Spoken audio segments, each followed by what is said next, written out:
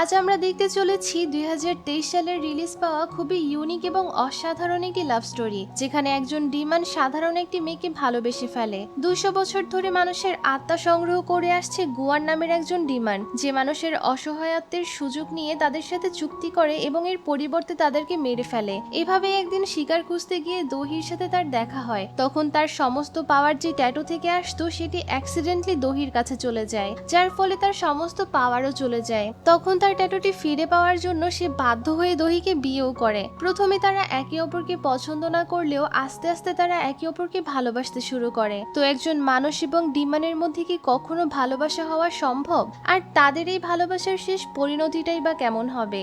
আর কেনই বা গুয়ানের ট্যাটুটি শুধুমাত্র দহির হাতেই ট্রান্সফার হলো? তাদের মধ্যে আসল কানেকশনটা কি?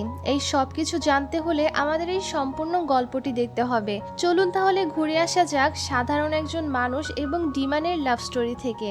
গল্পের শুরুতেই আমরা দহি নামের একটি মেয়েকে দেখি, যে একটি কুয়াশা ভরা রাস্তায় দৌড়াচ্ছিল। তখনই তার পেছনে কোনো এক অজানা ব্যক্তিকে আসতে দেখা যায়। তখন দহি বলে, কি বন্ধু আর কি শত্রু, নাকি আমার চারিদিকে শুধু শত্রুরাই আছে? আমি জানি না যে কুয়াশা পার করে যে আমার দিকে আসছে সে কি কোনো এঞ্জেল নাকি ডেভিল। এরপরে দৃশ্য পরিবর্তন হয় আর আমরা 200 বছর আগের সময় দেখি, যেখানে একটি চার্চে কিছু লোক ডিমানের হাত থেকে বাঁচার জন্য প্রার্থনা করছিল। তখনই সেখানে একটি কালো কাপড় পরা ব্যক্তি আসে, আর সেই ছিল গুয়ান। আর সে সেখানে আসতেই চারিদিক অন্ধকার হয়ে যায় আর দেয়ালে রক্তের ছাপ পড়ে যায়। সবাই তখন বুঝে যায় যে ডিমান এসেছে, আর এটা বুঝতে পেরে চার্চে উপস্থিত সবাই অনেক ভয় পেয়ে যায়। এরপরে দেখা যায় একটি নতুন রূপ নিয়ে গুয়ান একজন জেলের কাছে আসে, যার নাম ছিল বগ্গিও। সে অনেকদিন ধরেই ক্ষুধার্ত। সে মাছ ধরার অনেক চেষ্টা করেও নদীতে সে একটি মাছও পায় না। তখন গুয়ান বলে, তুমি কি শুধু মাছ ধরতেই চাও? তাহলে তুমি যদি আমার কথা মানো তবে আমি তোমার এই ইচ্ছেটা পূরণ করে দেব। অপরিচিত ব্যক্তির মুখ থেকে এসব কথা শুনে বগ্গিও তাকে কোনো পাত্তাই দেয় না। তখন গুয়ান বলে, পানিতে অনেক মাছ আছে যা তুমি গুনেও শেষ করতে পারবে না। যদি খেয়াল করো তাহলে দেখতে পাবে। আর তখনই সে তার শক্তি দেখায়। দেখা যায় নদী থেকে শত শত মাছ উড়ে উড়ে তাদের দিকে আসছে। বগ্গিও তো এসব দেখে বিশ্বাসই করতে পারে না, আর বলে, বলো তো তুমি কি গবলিন? গুয়ান বলে, তোমাকে কি আমার 2 টাকার দানব মনে হয়? বগ্গিও তখন আবার বলে, তাহলে কি তুমি ড্র্যাগন কিং? গুয়ান উত্তরে বলে, ও তো একটা বুড়ো। এসব শুনে বগ্গিও বলে, তাহলে তুমি কে? তখন গুয়ান তার পরিচয় দেয় আর বলে, আমি হচ্ছে পাতাল লোকের ডিমান। আমাকে মানুষ শয়তানও বলে থাকে। এগুলো শুনে বগ্গিও তাকে একেবারেই বিশ্বাস করে না, তাই সে হতাশ হয়ে বসে থাকে। আর তখনই দেখা যায় একটা বড় মাছ লাফাতে লাফাতে তার কোলে এসে পড়ে, আর এইগুলো দেখে সে অনেক খুশিও হয়ে যায়। আর গুয়ানকে বিশ্বাস করে বলে, তুমি সত্যিই বলেছিলে। গুয়ান তখন বলে, তুমি এগুলো ফ্রিতে পাবে না, তার জন্য তোমাকে একটি ডিল সাইন করতে হবে, যেখানে লেখা আছে আগামী 10 বছর পর্যন্ত তুমি কখনোই ক্ষুধার্ত থাকবে না, আর 10 বছর পূর্ণ হতেই তুমি মারা যাবে আর তোমার আত্মা চলে যাবে নরকে। বগ্গিও তখন বলে, নরকে থাকার কষ্টের থেকেও বেশি কষ্ট হচ্ছে ক্ষুধার্ত থাকা, তাই আমি রাজি আছি। এরপরে সে রক্ত দিয়ে সেই ডিলটিতে সাইন করে এবং চুক্তিবদ্ধ হয়ে যায়। এরপরে আমাদের ডিমানের একটি দিক সম্পর্কে জানানো হয়, যে ডিমান মানুষের দুর্বলতাকে কাজে লাগিয়ে তাদেরকে ফাঁদে ফেলে, আর এভাবেই তাদেরকে ডিল সাইন করতে বাধ্য করে। গুয়ান সেখান থেকে যাওয়ার সময় ডিলের কাগজটি পুড়িয়ে ফেলে, আর দেখা যায় বগ্গিও তখন অনেক অনেক মাছ পায়। এরপরে দৃশ্য বর্তমানে চলে আসে, যেখানে দহি একটি সিইও অ্যাওয়ার্ড অনুষ্ঠানে আসে। তখন একজন লোক দহিকে পার্ট টাইম ওয়ার্কার ভেবে তাকে তার কার্ড দেয় আর বলে, তুমি চাইলে কাজের জন্য আমার সাথে যোগাযোগ করতে পারো। তখনই অ্যানাউন্স করে 2023 সালের বেস্ট সিইও অফ দ্য ইয়ারকে স্টেজে ডাকা হয়। আর দেখা যায় দহি ছিল এই অ্যাওয়ার্ডের উইনার, কারণ সে হচ্ছে খুবই নামকরা এবং ভালো একটি ডেজার্ট কোম্পানির সিইও, যার নাম হচ্ছে মিরে এফএনবি। এটা দেখে ওই লোকটি একদমই শকড হয়ে যায়। এরপরে আমরা দহিকে তার সেক্রেটারি মিস শিনের সাথে দেখি। তখন মিস শিন বলে, কেউ একজন আপনাকে সবার সামনে নিচু করতে চায়, তাই আমাদের কোম্পানির নামে উল্টোপাল্টা আর্টিকেল লিখেছে। এসব শুনে দহি বলে, আমার মনে হচ্ছে হয়তো আমাদেরই কোনো লোক এই কাজটি করেছে, যেই হোক না কেন তাকে খুঁজে বের করো। মিস শিন তখন বলে, আমি তাকে খুঁজে বের করার চেষ্টা করছি। এরপরে চেয়ারম্যান জু দহিকে কল করে। সে দহিকে 17 বছর আগে অ্যাডপ্ট করেছিল, যখন দহির বাবা মা একটি কার অ্যাক্সিডেন্টে মারা যায়। এখানে মিস জু দহিকে তার সন্তানদের থেকেও বেশি ভালোবাসে এবং বিশ্বাস করে। সে বলে, তুমি যাই করো না কেন আজ তোমাকে ডেটে যেতেই হবে, আর যদি তুমি ডেটে না যাও তাহলে আমি কিন্তু কোনো রকমেরই চেক আপ করাবো না। দহিও তাকে অনেক বেশি ভালোবাসতো, তাই সে বাধ্য হয়ে ডেটে যাওয়ার জন্য রাজি হয়ে যায়।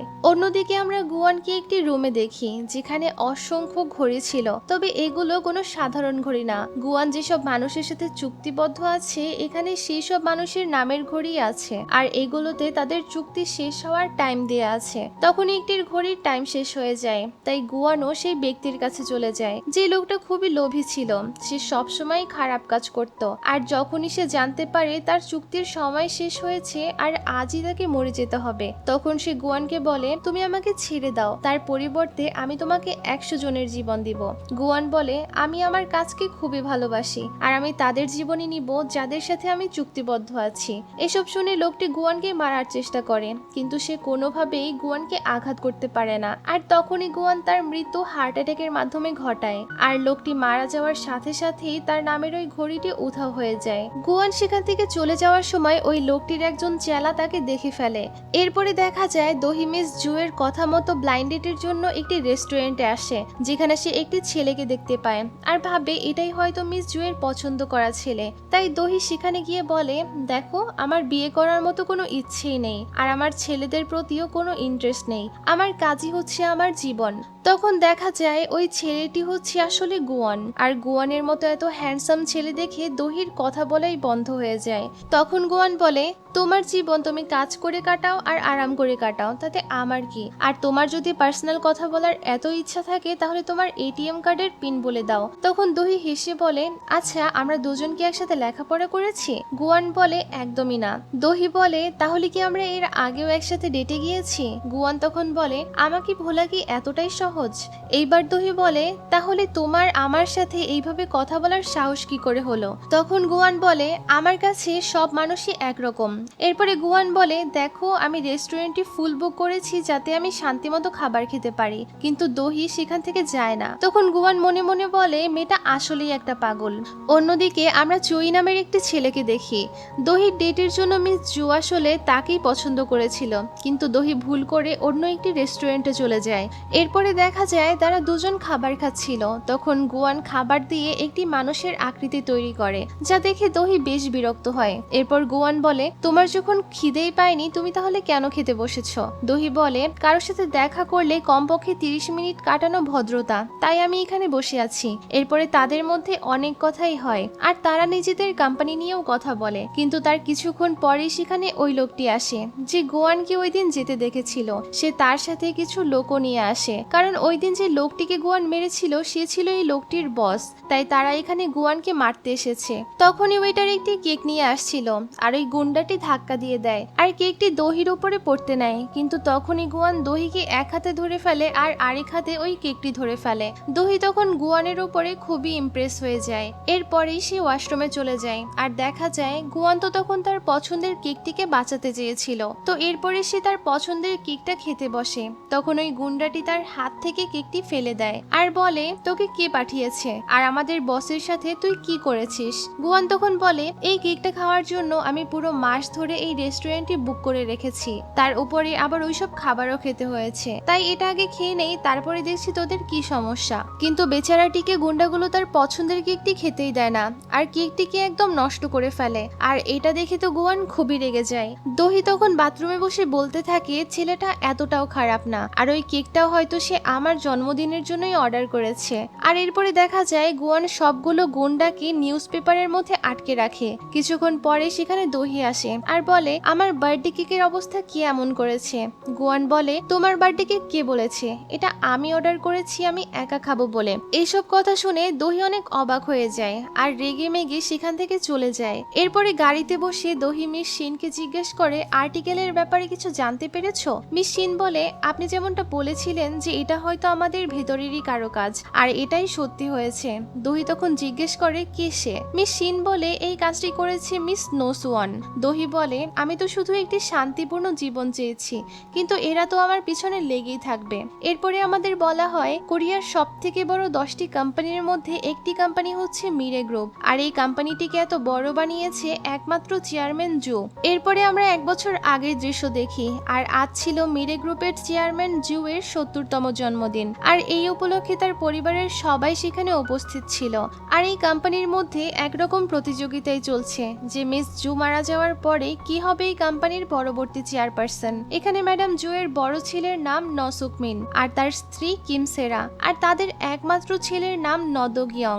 আর মিস জুয়ের মেয়ের নাম হচ্ছে নোসুয়ান, আর তার হাজবেন্ড আমেরিকার আইভি লীগ কলেজের প্রফেসর, আর তাদের দুজন যমজ বাচ্চাও আছে। আর জু সখুন হচ্ছে মিস জুয়ের ভাইয়ের ছেলে, আর সে মিস জুয়ের আরেকটি কোম্পানি সামলানোর দায়িত্বে আছে। তো এখানে উপস্থিত সবাই মিস জুয়ের জায়গা নেওয়ার জন্য লড়াই করছে, আর এইসব সম্পর্কে মিস জু ভালো মতোই জানে। তাই সে তার সন্তানদেরকে একদমই বিশ্বাস করে না, আর তাদেরকে একদমই পছন্দ করে না। সে একমাত্র দহিকেই ভালোবাসে এবং চোখ বন্ধ করে বিশ্বাস করে। আর এজন্যই মিস জুয়ের সন্তানদের মধ্যে দহির প্রতি আলাদা একটা ক্ষোভ কাজ করে, আর দহিকে কেউই পছন্দ করে না। শুধুমাত্র মিস জুয়ের জন্যই তারা দহিকে মুখ বুঝে সহ্য করে যাচ্ছে।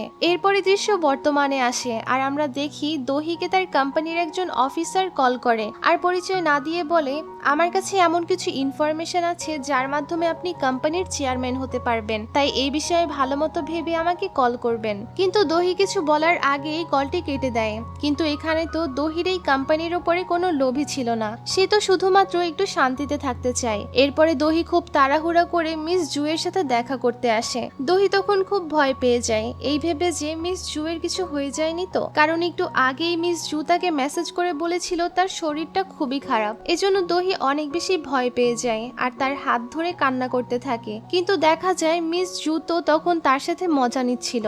এরপরে মিস জু তার ডেটের ব্যাপারে জিজ্ঞেস করে, তখন দহি জানতে পারে সে আসলে ভুল অ্যাড্রেসে চলে গিয়েছিল, আর এটাও জানতে পারে যে তার ডেটের পার্টনার গুয়ান ছিল না। আর এটা জানতে পেরে দহি অনেক লজ্জায় পড়ে যায় গুয়ানের সাথে হওয়া ঘটনাগুলো নিয়ে।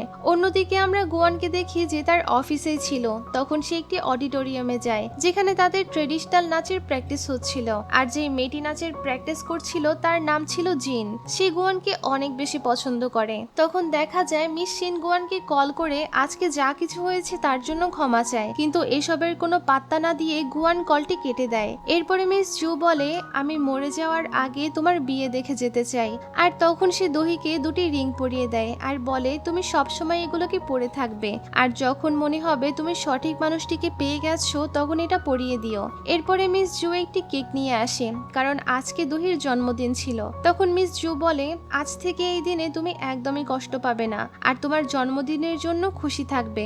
আসলে দহির যখন 11তম জন্মদিন ছিল ওই দিনই তার বাবা মায়ের অ্যাক্সিডেন্ট হয়ে যায়, তাই সে কখনোই তার জন্মদিনে খুশি থাকে না। অন্যদিকে দেখা যায় যে লোকটি দহিকে কল করেছিল তাকে কেউ একজন মেরে ফেলে। এরপরে দহি সময় কাটানোর জন্য একটি বিচে যায়, আর তখন সে তার বাবা মায়ের সাথে কাটানো সুন্দর মুহূর্তগুলো মনে করতে থাকে। তো রাতে বাড়ি ফেরার জন্য সে একটি ক্যাব বুক করে, আর তখন একজন কিডন্যাপার তাকে কিডন্যাপ করে ফেলে এবং তাকে মারার চেষ্টা করে, কিন্তু দহি কোনো মতে তাকে ধাক্কা দিয়ে গাড়ি থেকে বেরিয়ে আসে।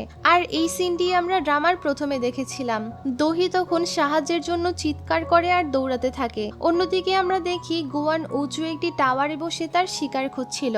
সে এমন কাউকে খুঁজছিল যে খুবই ভয়ে এবং বিপদে আছে আর যার সাহায্যের খুবই দরকার। তো আজ সে তার শিকার হিসেবে দহিকে পেয়ে যায় আর দ্রুতই তার কাছে চলে যায়। প্রথমে তো গুয়ানকে দেখে দহি বুঝে উঠতে পারে না যে হঠাৎ করে সে এখানে কি করে এলো। তো যাই হোক, সে তখন গুয়ানের কাছে সাহায্য চায়। গুয়ান বলে, আমি তোমাকে সাহায্য করব, কিন্তু তার জন্য তোমাকে একটি কন্ট্রাক্ট সাইন করতে হবে। দহি তখন বাধ্য হয়ে রাজি হয়ে যায়, কিন্তু কন্ট্রাক্টে সাইন করার আগেই কিডন্যাপারটি হামলা করে দেয় আর গুয়ান তাকে মেরে আহত করে দেয়, আর দহিকে সত্যিই বাঁচিয়ে নেয়। কিন্তু যখনই গুয়ান দহিকে টাচ করে তখনই তার শক্তি কাজ করা বন্ধ করে দেয়, যার ফলে কিডন্যাপারটি আহত হয়েও তাদেরকে গাড়ি দিয়ে ধাক্কা দেয়, আর এর ফলে দহি আর গুয়ান দুজনেই পানিতে পড়ে যায়। দহি তখন গুয়ানকে পানি থেকে উপরে তোলার চেষ্টা করে, আর যখনই সে গুয়ানের হাত ধরে তখনই তার হাতের ট্যাটুটি দহির হাতে ট্রান্সফার হয়ে যায় আর সে অজ্ঞান হয়ে পড়ে।